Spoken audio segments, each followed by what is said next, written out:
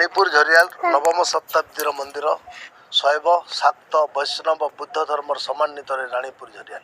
राणीपुर झरियाल दुई खंडर गाँ ना राणीपुर बोली गोटे गाँव अच्छे आ झरियाल गोटे गाँव अच्छे। राणीपुर कहीं सोमेश्वर राजा स्त्री ना थिला पद्मावती से राणीपुर रे रोहुतिले बोली राणीपुर है।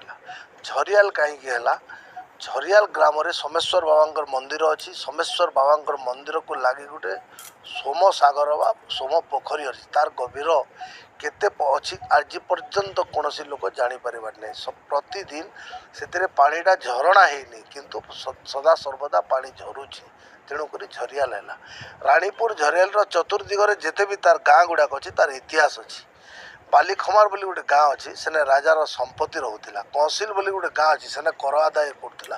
बाहाबल बोली गोटे गाँ अच्छी सेने राजार बाहुक मान थे। फुलबंद बोली गोटे गाँ अच्छी सेने तार उद्यान थिला। यही मंदिर नवम शताब्दी मंदिर। राणीपुर झरियालटा 64 जोगिनी मंदिर पाई प्रसिद्ध। अष्ट जोगिनी 64 जोगिनी जन्म होता। इतार ग्राउंड अच्छे हाराहारी किसी ना 3.5 ରୁ 4 किलोमीटर हे। आउ एठे मुख्य मंदिर है इंद्रलाट मंदिर, सोमेश्वर शिव मंदिर आउ 64 जोगिनी मंदिर। सोमेश्वर शिव मंदिर तृतीय द्वार गोटे भाषा लिखाई सेटा देवनागरी वा पाली भाषा कौचे। आज पर्यंत कौन लोक से भाषा पढ़ी पार ना। यही शिवलिंग सोमेश्वर शिवलिंग आम जिते भी पानी ढालुचे से पानी कुआड़े जाए आमे भी कही पारे किंतु तार जो सुड़ंगटा बर्तमान टिके चौक हो बसबार ओवरफ्लो होकर पानीटा बाहर। शिव मंदिर को लगी गोटे लिहारी मंदिर अच्छी जोटा कि आम लक्ष्मी भंडार कहूँ। तार साइड गोटे सुड़ंग अच्छी। तार सुड़ंग आमर पूर्वपुरुष मैंने कहवा अनुसार टिटलागढ़ कुमड़ा पहाड़ पछपटे गोटे सुड़ंग अच्छी।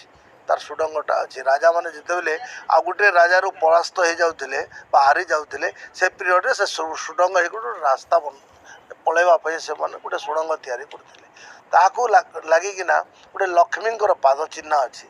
से लक्ष्मी पादरे देवगण राक्षसगण और मानवगण मान चिन्हवाई से पादरे जमी पकईदे लोक जापर।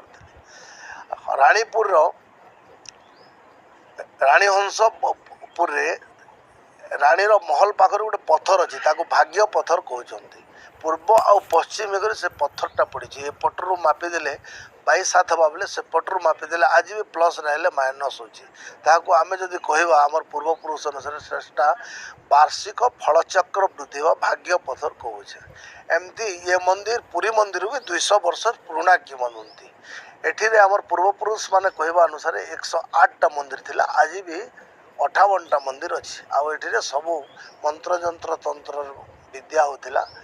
छोट छोट मंदिर मानक सब मुनि